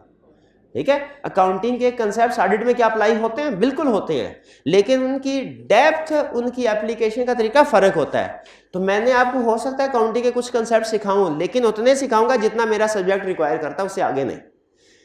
गोइंग कंसर्न समझ आ गई? 12 महीने तक चलेगी, गोइंग कंसर्न एप्रोप्रिएट। 12 महीने तक कंपनी नहीं चलेगी, नॉट एप्रोप्रिएट। अच्छा, मे भी चले मे भी ना चले, अनसर्टेनिटी। ठीक है, ये मे भी चले अच्छा, अब सुने, सबसे पहला स्टेप, हमने किसी भी क्लाइंट पे जाते हैं, प्रोसीजर परफॉर्म करते हैं। किस लिए कौन से प्रोसीजर परफॉर्म करते हैं? मकसद क्या होता है? प्रोसीजर्स टू आइडेंटिफाई इवेंट्स या कंडीशन। ऐसे इवेंट्स या कंडीशन आइडेंटिफाई करने के लिए जो कि गोइंग कंसर्न पे डाउट क्रिएट करते हैं। सबसे पहले तो हमने देखना है बीमारी ढूंढनी है तो ये प्रोसीजर कौन से हैं? बीमारी ढूंढने के लिए, मसला ढूंढने के लिए, इवेंट्स या कंडीशन जो डाउट क्रिएट करते हैं उनके लिए। ये इवेंट्स या कंडीशन एक एक हमने कल डिस्कस कर लिया, उधर नहीं जा रहा, कर लिया ना डिस्कस। स्टेप नंबर 1 में हमने क्या करना है? प्रोसीजर परफॉर्म करने हैं। तो ये प्रोसीजर क्या हो सकते हैं? To identify. कौन से? टू। अच्छा, आपको टू और ऑन में फर्क कल बता दिया था ना, एक नुक्ते से मुजरिम और महरम वाला फर्क बता दिया था ना। ये ऑडिट में भी ऐसे होता है, एक नुक्ते से, ठीक है, रिक्वायरमेंट चेंज हो जाती है। तो प्रोसीजर टू आइडेंटिफाई इवेंट्स और है, प्रोसीजर ऑन आइडेंटिफाइंग इवेंट्स और है। टू आइडेंटिफाई इवेंट्स में क्या कहता है? टू आइडेंटिफाई इवेंट्स में हाँ कहता है, सुन लो, आप सबसे पहले मैनेजमेंट के पास जाओगे, भागे भागे जाओ, मैनेजमेंट से सवाल पूछो, मैनेजमेंट से सवाल पूछो, क्या सर क्या आपने अपनी गोइंग कंसर्न की असेसमेंट तो की होगी, उसमें कोई मसला मसाइल नजर आया तो बता दीजिए। मैनेजमेंट ने फर्ज कीजिए आपको 2 बता दिए या कुछ भी नहीं बताया, क्या आपको सिर्फ मैनेजमेंट की इंक्वायरी पे रिलाई करना चाहिए कि खुद भी रिस्क असेसमेंट प्रोसीजर परफॉर्म करते हैं ना हम? Risk assessment procedure, inquiry, observation, inspection, analytical procedure. तो खुद के रिस्क असेसमेंट प्रोसीजर से हो सकता है आपको इवेंट सामने आ जाए, तो मैनेजमेंट से भी इंक्वायरी करेंगे, खुद भी करेंगे। अच्छा, फर्ज कीजिए कि ना मैनेजमेंट ने बताया ना खुद के रिस्क असेसमेंट प्रोसीजर से सामने आया इवेंट या कंडीशन, तो क्या करना चाहिए? क्या साइलेंट हो जाए कि फिर भी through out the audit alert रहे कि मैं भी शुरू में नहीं आया तो बाद में आ जाए? थ्रू आउट द ऑडिट आपने अलर्ट रहना है कि अगर कोई ऐसा इवेंट जो शुरू में आइडेंटिफाई नहीं हुआ बाद में भी हो सकता है। ठीक है। अच्छा, मैनेजमेंट से पूछा, ए मैनेजमेंट क्या आपने गोइंग कंसर्न की असेसमेंट की है? नहीं की, बहुत शाबाश। क्यों नहीं की? ये अगर नहीं की तो उनसे पूछें क्यों नहीं। और बाज़ का ऐसा होता है असेसमेंट करती है मैनेजमेंट लेकिन 12 महीनों से कम। ये असेसमेंट कितने अरसे की होनी चाहिए? 12 महीनों की, क्योंकि गोइंग कंसर्न का ताल्लुक 12 महीनों से, ठीक है। अच्छा, एक केस स्टडी में उसने क्या दिया, उसने कहा कस्टमर के साथ एक कॉन्ट्रैक्ट किया है जो 36 मंथ्स के बाद एक्सपायर हो जाएगा। 36 मंथ्स के बाद कोई नया कॉन्ट्रैक्ट नहीं है और कंपनी बंद हो जाएगी। बताइए गोइंग कंसर्न अनसर्टेनिटी पैरा आएगा कि नहीं? नहीं आएगा। क्यों नहीं आएगा? नॉट एप्रोप्रिएट वाला आएगा। एप्रोप्रिएट वाला क्यों आएगा? हालांकि 36 मंथ्स के बाद कंपनी फारग है। 12 महीनों का होता है। शाबाश, गोइंग कंसर्न असेसमेंट 12 मंथ्स की होती है, ठीक है। 12 मंथ्स के बाद कोई मसला है वो आप पूछ लें, लेकिन उसका रिपोर्ट पे फैक्ट पूछ लें। पूछ क्यों लें? क्योंकि अगले सालों में काम आ जाएगा हमारे, लेकिन उसका रिपोर्ट पे फैक्ट, रिपोर्ट पे फैक्ट मसला बार। तो प्रोसीजर हमें समझ आ गए। कौन से प्रोसीजर? टू आइडेंटिफाई कौन कौन से थे? भागे भागे गए, इंक्वायरी की, खुद भी भागदौड़ की, risk assessment procedure, through out the audit alert रहे। अगर मैनेजमेंट ने असेसमेंट किया तो इंश्योर किया कि वो 12 महीने की कम से कम हो, ठीक है, और उसमें अपनी इंफॉर्मेशन जो हमारे पास है उसके मुताबिक सारे एनालिसिस इंक्लूडेड हो। और जो बियॉन्ड पीरियड ऑफ असेसमेंट अगर कोई इवेंट है 12 महीनों, वो भी पूछ लिया। वो क्यों पूछ लिया? इस वजह से नहीं कि रिपोर्ट पे इफेक्ट लाना है उसका, अगले सालों में काम आएगा। ये सारे 4-5 प्रोसीजर परफॉर्म करने के बाद आप समझते हैं कि पॉसिबल है कोई इवेंट या कंडीशन सामने आ जाए। इंक्वायरी कर ली, रिस्क असेसमेंट कर लिए, और क्या किया था? Alert through out the audit, assessment देख ली 12 महीने की है, और बियॉन्ड का पीरियड कोई मसला था। अगर तो इन सारे प्रोसीजर से कोई इवेंट्स या कंडीशन सामने नहीं आता, स्टैंडर्ड यहीं पे खत्म। लेकिन अगर कोई इवेंट या कंडीशन सामने आता है, फिर कहानी आगे चलेगी। जैसे यहां पे डॉक्टर ने स्कैन किया हम और उसे कोई वायरस नजर नहीं आया, वो आगे ट्रीटमेंट शुरू करेगा कि मरीज को घर भेज देगा? घर भेज, अच्छा डॉक्टर वो घर भेज देगा। और अगर कोई वायरस नजर आता है, कोई मर्ज नजर आता है, कोई सिम्टम नजर आते हैं, वो क्या करेगा? एडिशनल प्रोसीजर परफॉर्म करेगा, उसको एड्रेस। ये वायरस वगैरह सारे कल डिस्कस कर लिए थे हमने। तो उनमें से कोई एग्जाम में एक इवेंट भी सामने आ गया ना, तो आपका अगला स्टेप एक्टिवेट हो जाना, एडिशनल प्रोसीजर। किस लिए? अच्छा, ये एडिशनल प्रोसीजर का मकसद सुन लीजिए। ये एडिशनल प्रोसीजर हम परफॉर्म करते हैं ना, ऑन आइडेंटिफाइंग, यानी इवेंट या कंडीशन आइडेंटिफाई होने के बाद जो हम एडिशनल, इनका मकसद क्या है? इनका मकसद है कंफर्म करना कि 3 में से कौन सी सिचुएशन है। Going concern assumption, appropriate, not appropriate या अनसर्टेनिटी। इसका अच्छा, और ये डिपेंड करता है कि हमारी मैनेजमेंट कितनी एक्सपर्ट है। हमारी मैनेजमेंट जितनी एक्सपर्ट हुई, अपने काम की माहिर हुई, उनके पास अल्टरनेट प्लान हुए, वो प्लान फिजिबल भी हुए, उनकी इंटेंशन भी है, डायरेक्टर्स की तरफ से सपोर्ट भी है, कोई लिटिगेशंस में प्रॉब्लम भी नहीं, वकील कह रहे हैं हम संभाल लेंगे, बैंकर्स भी सपोर्ट कर रहे हैं, लोन वापस नहीं मांग रहे, हम भी उनकी जो लोन रिक्वायरमेंट्स है डेट को उनको पूरा कर रहे हैं। जब अच्छी मैनेजमेंट हुई ना, तो याद रखें कि ये इवेंट्स या कंडीशन मैनेज हो जाए। देखिए, जिंदगी में हम बीमार तो बहुत दफा होते हैं, लेकिन हर दफा मरते थोड़े ही हैं, मरते तो एक ही दफा है, आखिरी दफा। बाकी तो हमेशा इवेंट्स या कंडीशन में गोइंग कंसर्न प्रॉब्लम आए, ये लाजमी नहीं है। जिस तरह हम इंसानों की जिंदगी में नशेबो फराज आते रहते हैं, उसी तरह कंपनी की जिंदगी में भी ये नशेबो फराज आते रहते हैं। अगर तो आप थक गए, हिम्मत हार दी, तो वहीं पे आप जीरो, और ना सिर्फ ये कि आगे नहीं जा सकेंगे, बल्कि पिछली भी जितनी मेहनत की वो भी जीरो। पार्ट क्वालिफाइड को कोई फायदा, नॉन क्वालिफाइड नो, तो वो जीरो। लेकिन अगर आपके पास प्लान है, रिजल्ट एक बुरा आया तो क्या हुआ, हमारे पास प्लान है, हमने आगे कैसे तैयारी करनी है, पिछले पास में क्या गलतियां की उनको कैसे मैनेज करना है, प्लान फिजिबल भी है, घर वाले भी सपोर्ट कर रहे हैं, कोई टीचर भी मिल गया सपोर्ट करने के लिए, गाइड करने के लिए, दोस्त भी है, कहते हैं बस आइंदा से वो पुराने काम खत्म, अब घूमना फिरना नहीं, सिर्फ पढ़ाई करनी है, तो बताइए क्या गोइंग कंसर्न अजम्पशन अब की बार नॉट अप्रोप्रिएट है? अप्रोप्रिएट है।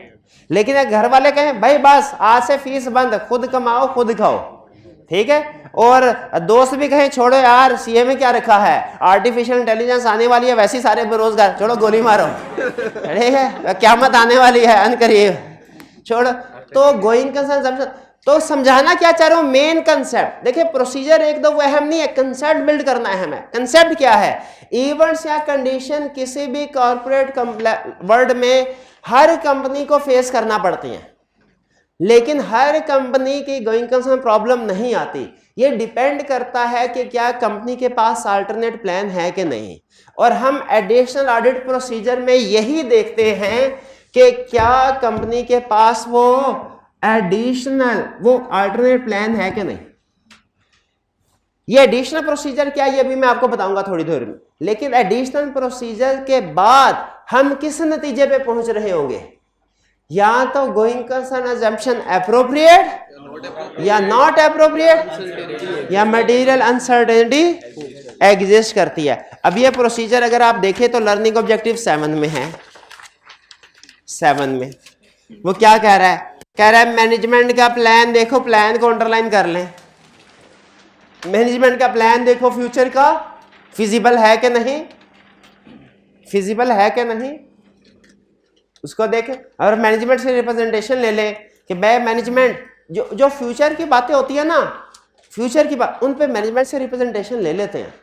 जैसे दोस्त आपसे कोई फ्यूचर का प्लान शेयर करेगा, कसम खाओ जी ऐसे ही करोगे, ठीक है, जो उधार लिया था वापस कर दोगे, रिप्रेजेंटेशन दो कि वापस कर दोगे, ठीक है, फ्यूचर की कोई भी। तो फ्यूचर का जब भी प्लान ऑफ एक्शन होना, रिटर्न रिप्रेजेंटेशन लाजमी मैनेजमेंट से हम ले लेते हैं कि भाई लिख के दो कि तुम ऐसा ही करोगे। फिर मैनेजमेंट ने अगर कैश फ्लो फॉर कॉस्ट बनाए हैं, कैश फ्लो फॉर कॉस्ट समझते क्या होता है, इससे पहले हमने कहां पढ़ा कैश फ्लो फॉर कॉस्ट का कंसेप्ट, कभी पढ़ा है कि नहीं पढ़ा, पढ़ा चैप्टर 1 में, उसमें क्या पढ़ा था, इसके ऊपर कौन सी लिमिटेड श्योर था। अगर कैश फ्लो फॉर कॉस्ट है, क्या फ्यूचर की कैश फ्लो को हम चेक कर सकते हैं? नो सर, हो गया, मर गया ऑडिटर आपका। ऑडिटर हर चीज को वेरीफाई कर सकता है भाई, फ्यूचर की चीजों को उतना डिटेल में नहीं जितना हिस्टोरिकल को करता है, लेकिन फ्यूचर कैश फ्लो को भी कर सकता है, हर चीज को कर सकता है। डाटा यूज्ड इज रिलायबल, तो हमने कैश फ्लो फॉर कॉस्ट को चेक करना है कि इसमें जो डाटा इस्तेमाल किया गया वो रिलायबल है कि नहीं, अजम्पशन सपोर्टेबल है कि नहीं। पास्ट में ग्रोथ आती रही 10%, फ्यूचर कॉस्ट जो कैश फ्लो थी उसमें 20% है, क्या ये अजम्पशन आपके ख्याल में रीजनेबल है? नहीं है। अभी कोई प्रोडक्ट इन प्रोसेस है, कोई तजर्बा कर ही नहीं रहे, लेकिन कैश फ्लो फॉर कॉस्ट में लिखा हुआ है न्यू प्रोडक्ट लॉन्च करेंगे जिससे हमारा सेल डबल हो जाएगी, लेकिन आपने देखा तो करंटली कोई डेवलपमेंट प्रोजेक्ट चल ही नहीं रहा था। ये डाटा रिलायबल है क्या? कह रहे कैश फ्लो फॉर कॉस्ट में यही देखें। फिर इफेक्ट्स ऑफ सब्सिक्वेंट इवेंट देखें, गोइंग कंसर्न पे क्या है, कोई लीगल केस का डिसीजन अगर एडवर्स आ गया तो वो हो सकता है गोइंग कंसर्न को प्रॉब्लम क्रिएट करे, कोई मेजर प्रोडक्ट फेल हो जाए वो हो सकता है गोइंग कंसर्न पे प्रॉब्लम क्रिएट करे। मिनट्स ऑफ द मीटिंग पढ़ें, लोन एग्रीमेंट्स पढ़ें, फाइनेंशियल इंफॉर्मेशन, रेगुलेटरी एक्शंस की रिपोर्ट्स पढ़ें। ये इन सारी डॉक्यूमेंट्स को पढ़ने से आपको कंपनी के बारे में कोई ना कोई अगर नेगेटिव इवेंट चल रहा है उसके बारे में पता चल जाएगा, जैसे शेयर होल्डर्स की मीटिंग में डिस्कस होते हैं, ठीक है। लोन एग्रीमेंट की अगर वायलेशन करें तो वो इमीडिएटली फेवर, लोन एग्रीमेंट खास तौर पे टिक करें, ये केस स्टडी में भी आई कि आपने टेस्ट किया हुआ है, ठीक है। लोन एग्रीमेंट खास तौर पे टिक करें, लोन एग्रीमेंट कि अगर इसकी वायलेशन करेंगे तो लोन अमाउंट पे करना पड़ती है और लोन इमीडिएटली पेएबल हो जाता है। जो अगर आपके पास पे करने के पैसे नहीं है तो आप फारिग हैं, बैंकरप्ट हो, बिल्कुल गोइंग कंसर्न नॉट अप, ठीक है। मिनट्स ऑफ द मीटिंग में कोई बड़े मसले में कोई कंपेटिटर ने कोई अगर न्यू प्रोडक्ट लॉन्च कर दी हो, वो डायरेक्टर बैठ के डिस्कस कर रहे होते हैं कैसे निपटे, किसी सप्लायर ने या कस्टमर ने केस फाइल कर दिया हो, उसकी डिस्कशन हो रही होती है, लॉयर से भी कंफर्म करना है, बोरिंग फैसिलिटी। तो ये सारे प्रोसीजर हमारे, आप खुद सोचें एक दफा इनको, अगर इन सारे प्रोसीजर का आउटकम पॉजिटिव है तो इसका मतलब क्या होता है, प्रॉब्लम आई तो सही लेकिन कंपनी के पास सफिशिएंट रिसोर्सेज या मैकेनिज्म है उसको मैनेज करने के लिए। लेकिन अगर इनमें से ज्यादा का जवाब नॉट में आए कि एग्रीमेंट्स की वायलेशन कर रहे हैं, cash flow for cost future में भी लॉस की तरफ जा रही हैं, करंटली भी लॉसेस आ रहे हैं, फ्यूचर की ऑपरेटिंग कैश फ्लो भी नेगेटिव है, तो फिर प्रॉब्लम आ गई कि नहीं आ गई? तो मुझे बताइए ये जो एडिशनल ऑडिट प्रोसीजर्स हैं, फिर बता दूं ये टू वाले हैं, ये ऑन वाले हैं, दरमियान में ये इवेंट या कंडीशन का फर्क है। एग्जाम में क्वेश्चन पूछे आपने मिक्स नहीं करना, इनको डिफरेंशिएट रखना। अच्छा, गए प्रोसीजर परफॉर्म किए, इवेंट आइडेंटिफाई हुआ, इवेंट आइडेंटिफाई हुआ, एडिशनल ऑडिट प्रोसीजर परफॉर्म किया। एडिशनल ऑडिट प्रोसीजर परफॉर्म करने के बाद तीन में से क्या पॉसिबिलिटी है सिचुएशन की? यहां तो गोइंग कंसर्न अजम्पशन होगी एप्रोप्रिएट, ये पहली है गोइंग कंसर्न, यहां तो गोइंग कंसर्न अजम्पशन होगी एप्रोप्रिएट या गोइंग कंसर्न अजम्पशन होगी नॉट एप्रोप्रिएट, या क्या होगा 50-50 मटेरियल अनसर्टेन। पहले तो इस पे पक्का कर लेना कि जब एडिशनल ऑडिट प्रोसीजर परफॉर्म कर लेंगे उसके बाद जब सारे काम कर लेंगे उसके बाद तीन में से एक सिचुएशन पॉसिबल है, या तो गोइंग कंसर्न अजम्पशन एप्रोप्रिएट या नॉट एप्रोप्रिएट या मटेरियल अनसर्टेनिटी एग्जिस्ट। अब सुन ले आपने करना क्या है। अब इंपैक्ट ऑन रिपोर्ट बता रहा हूं, तीन सिचुएशन में बताऊंगा, किस किस में, पहले किस में बताऊंगा एप्रोप्रिएट, फिर मटेरियल अनसर्टेन, फिर नॉट एप्रोप्रिएट, तरतीब आप चले। गोइंग कंसर्न अजम्पशन एप्रोप्रिएट है, इवेंट या कंडीशन था जरूर लेकिन जिसकी वजह से हमें एडिशनल प्रोसीजर करने पड़ गए, जिसकी वजह ऑडिटर को जो चीज बहुत ज्यादा तंग करे ना, ऑडिटर को जो चीज बहुत ज्यादा सताए, ऑडिटर को दूसरों को बता देना चाहिए कि नहीं कि सर देखे मेरी जिंदगी में कितने दुख हैं, आप समझते हैं कि शांति से जिंदगी गुजार रहे हैं, नहीं, हमारी आत्मा बड़ी व्याकुल है, हमें बड़े काम करने पड़ते हैं। क्या ऑडिटर को बताना चाहिए, अपने दुख दर्द बांटने चाहिए, किसके साथ, किसके साथ, शेयर होल्डर्स के साथ। हाँ, रिपोर्ट में एक सेक्शन है इस मकसद के लिए कि अगर ऑडिटर को ड्यूरिंग ऑडिट कोई बहुत ज्यादा दुख दर्द मिले हों, उसे शदीद प्रोसीजर परफॉर्म कर, दुख दर्द एक ही होता है हमारा दुख दर्द, क्या काम करना पड़ता है, एक ही होता है ना, और क्या होता है हमें, बस हमें काम ना कहे कोई कि क्या करना है, बाकी जो मर्जी, ठीक है। सर लेक्चर हम हमारे सुपर पावर्स हैं, एक दिन में 10-10 लेक्चर भी खत्म नहीं उठा सकते हैं, बस केस स्टडी का ना कहिएगा। तो फिर सुन ले, अगर ऑडिट के दौरान में किसी सिचुएशन में ऑडिटर को बहुत ज्यादा नॉर्मल से हटके, नॉर्मल से एक्स्ट्रा प्रोसीजर परफॉर्म करने पड़े हो, तो इसका जिक्र ऑडिटर करता है की ऑडिट मैटर सेक्शन में। किसमें? की ऑडिट मैटर सेक्शन। नाम से ही जाहिर है ये ऑडिट वाला है, ये मैटर कौन सा है, ऑडिटर वाला। एमसीएस ऑफ मैटर कौन सा था, फंडामेंटल फॉर यूजर्स अंडरस्टैंडिंग वाला, वो यूजर वाला था। एमसीएस ऑफ मैटर यूजर वाला था। अदर मैटर था रिस्पॉन्सिबिलिटीज वाला, अदर मैटर में भी हम बताते हैं रिस्पॉन्सिबिलिटीज वाला। और की ऑडिट मैटर कौन सा है, ऑडिटर वाला, ऑडिटर, ऑडिटर के प्रोसीजर वाला, ऑडिटर के प्रोसीजर। तो मुझे बताइए कि गोइंग कंसर्न अजम्पशन एप्रोप्रिएट है, इवेंट या कंडीशन था, लेकिन क्या ऑडिटर को एडिशनल प्रोसीजर परफॉर्म करने पड़े? ओपिनियन अनमोडिफाइड है, लेकिन ऑडिटर की ऑडिट मैटर सेक्शन इंक्लूड करेगा। क्यों करेगा? क्योंकि उसे एडिशनल प्रोसीजर परफॉर्म करने पड़े। क्लियर? ठीक है, तो जेहन में रखेगा जब कभी ऑडिटर सिग्निफिकेंट प्रोसीजर परफॉर्म करने पड़ते हैं उसको रूटीन से ज्यादा, वो की ऑडिट मैटर में जाता है। बाकी की ऑडिट मैटर की डिस्कशन बाद में करनी है हमने। अच्छा, अगर going concern assumption appropriate but material uncertainty exist, दूसरी सिचुएशन मटेरियल अनसर्टेनिटी वाली, फिर क्या होगा? It depends. क्योंकि सुन ले, अगर गोइंग कंसर्न अजम्पशन अप्रोप्रिएट है कोई प्रॉब्लम नहीं।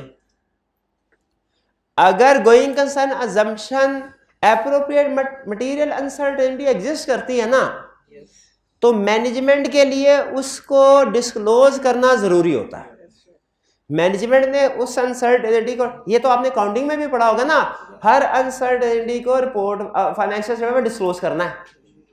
लीगल केसेस करते हैं ना डिस्क्लोज पेंडिंग, किस वजह से करते हैं? इसी रिक्वायरमेंट की वजह से करते हैं। अगर मैनेजमेंट ने इसको डिस्क्लोज कर दिया हुआ, गोइंग कंसर्न अनसर्टेनिटी थी, आगे हम क्या करेंगे? इट डिपेंड्स कि मैनेजमेंट ने क्या किया। अगर मैनेजमेंट ने इसको फाइनेंशियल स्टेटमेंट्स में डिस्क्लोज कर दिया हुआ तो अनुशाबाश, अनमोडिफाइड ओपिनियन, लेकिन पैराग्राफ ऐड करेंगे, कौन सा? रिलेटेड टू गोइंग कंसर्न, क्योंकि मटेरियल अनसर्टेनिटी है। अब सुनिए ट्विस्ट कहानी में, अगर मटेरियल अनसर्टेनिटी है लेकिन मैनेजमेंट ने उसे फाइनेंशियल स्टेटमेंट में डिस्क्लोज कोई नहीं किया, ये मिस स्टेटमेंट है। इफेक्ट मटेरियल है तो क्वालिफाइड ओपिनियन, और परवेसिव है तो, और basis for qualified adverse opinion explain कर देंगे। यहां पे स्टूडेंट बहुत ही हैरान होते हैं, कहते हैं सर ऊपर आपने कहा मटेरियल अनसर्टेनिटी एग्जिस्ट कर रही है और नीचे मटेरियल अनसर्टेनिटी का पैरा ही नहीं आ रहा, पैरा ही नहीं आ रहा। क्यों? इसलिए कि वो मैनेजमेंट ने डिस्क्लोज नहीं किया तो मिस स्टेटमेंट हो गई है। अब वो क्वालिफाइड ओपिनियन में जाएगा, अब वो गोइंग कंसर्न में नहीं आएगा। अगर गोइंग कंसर्न में आया अनसर्टेनिटी तो वो डुप्लीकेशन हो जाएगी, डुप्लीकेशन। चलिए ये जहन में रखिएगा। यहां पे गोइंग कंसर्न अनसर्टेनिटी का पैरा क्यों नहीं आया पहले वाली में? क्योंकि गोइंग कंसर्न अनसर्टेनिटी है ही नहीं। यहां पे आया, ठीक हुआ। यहां पे क्यों नहीं आया? क्योंकि वो मिस स्टेटमेंट है। अब वो मॉडिफाइड ओपिनियन में जाएगा, गोइंग कंसर्न अनसर्टेनिटी में थोड़ा ही आएगा। क्लियर हो गई बात?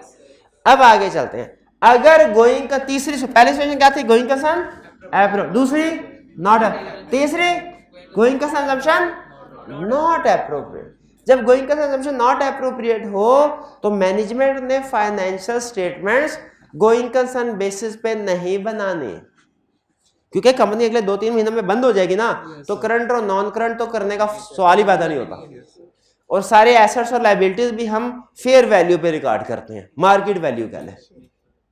तो इसीलिए अब हमने जो फाइनेंशियल स्टेटमेंट बनानी है वो गोइंग कंसर्न बेसिस पे नहीं बल्कि नॉन गोइंग कंसर्न बेसिस पे बनानी है। नॉन गोइंग कंसर्न बेसिस का नाम होता है लिक्विडेशन बेसिस या breakup value basis. Liquidation basis या ब्रेकअप वैल्यू बेसिस, ठीक है। तो गोइंग कंसर्न नॉट एप्रोप्रिएट हो अगर, तो हमने क्या करना है? It depends. मैनेजमेंट ने क्या किया?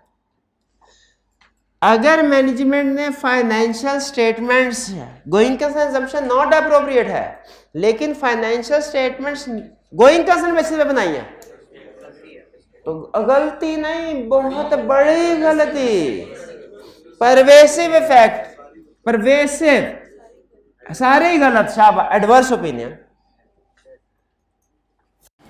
अच्छा, अगर मैनेजमेंट ने financial statements non going concern basis पे बनाई है तो गलती है नहीं, ओपिनियन कौन सा आएगा? अनमोडिफाइड। लेकिन उसके साथ ऑडिटर एम्फसिस और मैटर पैराग्राफ देगा। अब इसमें मेरे 2 सवाल हैं।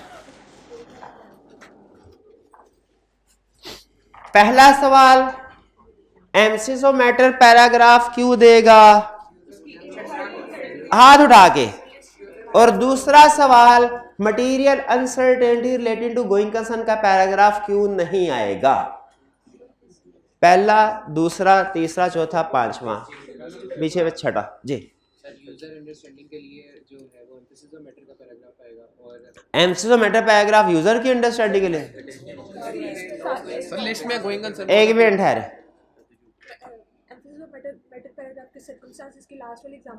एम्फेसिस ऑफ मैटर पैराग्राफ की सर्कमस्टेंसेस में ये डिस्कस हुआ हुआ है, क्या डिस्कस हुआ है? लाइन क्या थी? Going concern not appropriate, going concern not appropriate हो तो फिर एम्फेसिस ऑफ मैटर पैराग्राफ देगा। शाबाश। मेरा दूसरा सवाल, इस पे material uncertainty related to going concern का पैरा क्यों नहीं आया? क्योंकि ये गोइंग कंसर्न नॉट एप्रोप्रिएट, तो वो कब आता है पैराग्राफ? शाबाश, वो मटेरियल अनसर्टेनिटी के केस में आता है। भाई स्पेसिफिक एग्जांपल डेफिनेशन की तरफ क्यों जा रहे थे? है ना वो एग्जांपल स्पेसिफिक, 8वीं एग्जांपल थी, ठीक है। वैसे इसको बाज़ औक़ात कुछ स्टूडेंट ना स्पेशल पर्पस फ्रेमवर्क की एग्जांपल में भी ले जाते हैं कि सर ये जनरल से तो हट गया, वो भी अगर वो भी कह देते ना, वो भी मैं ठीक मानता। ठीक है, चलिए अब क्लियर हो गया। आप नोट कीजिए, सिचुएशन है 1 2 3 4 5, लेकिन इसमें सिर्फ एक सिचुएशन में material uncertainty related to going concern का पैरा आ रहा है। आपको अगर कंसेप्ट स्ट्रॉन्ग करना चाहते हैं तो आपने ये सोचना है कि इसमें क्यों नहीं आ रहा अनसर्ट, इसमें क्यों नहीं आ रहा, इसमें क्यों नहीं और इसमें क्यों नहीं आ रहा, फिर कंसेप्ट स्ट्रॉन्ग होगा। क्लियर जी? अच्छा, अब इसकी ड्राफ्टिंग मैंने आपको नहीं सिखाना क्योंकि ड्राफ्टिंग ऑलरेडी सिखा। अब मैं एक लफ्ज बोलूंगा ड्राफ्टिंग आ जाएगी आपको, क्या भला?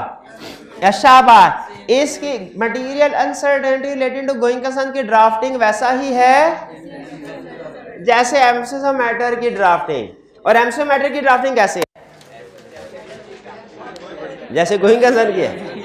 तीन चीजें कौन से? Matter being emphasised, reference, opinion is not modified in respect of this matter. Clear हुई है बात? आज के लेक्चर में हमने क्या सीखा? हमने 3 चीजें सीख ली। एक, हमने प्रोसीजर सीख लिए गोइंग कंसर्न से रिलेटेड, टू वाले भी ऑन वाले भी। दूसरा, हमने इम्प्लीकेशन रिपोर्ट सीखी कि किस सिचुएशन में रिपोर्ट पे क्या इंपैक्ट आएगा। और तीसरा, हमने ड्राफ्टिंग भी सीख ली। अच्छा, ड्राफ्टिंग सीखी, इस पे आप ठंडे पड़ गए हैं। जैसे आपको लग रहा है कि कोई बात नहीं, पढ़ के देख लें, अभी पढ़ें, जरा घर से पढ़ाएंगे। बिल्कुल, स्टार्ट मैंने कल यहाँ से करना है। अगर आपने पढ़ा हुआ तो ठीक, वरना फिर मैं आपको एक एक लफ्ज पढ़ाऊंगा जैसे आपको हमारी आदत है। ठीक है, तो रीड कर गया। ठीक, होम असाइनमेंट भी मिल गई आपको, पर्ची के ऊपर लिखी हुई है, वो होम असाइनमेंट लाजमी करनी है आपने। और कल क्या आपका टेस्ट है? कल बिल्कुल टेस्ट है, कल टेस्ट है और परसों भी क्लास है आपकी। ठीक है जी, इंशाल्लाह। आज का लेक्चर यहाँ ख़त्म करते हैं हम। अल्लाह हाफिज़।